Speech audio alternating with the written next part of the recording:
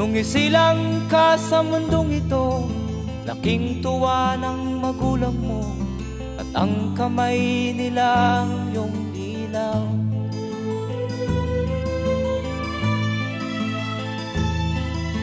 At ang nanay at tatay mo'y di malaman ang gagawin, minamasdan pati pagtulog mo.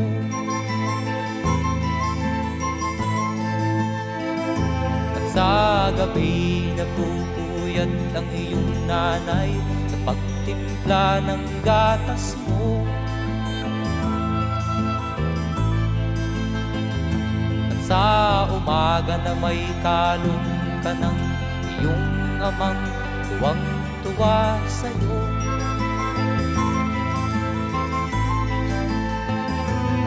Ngayon nga ay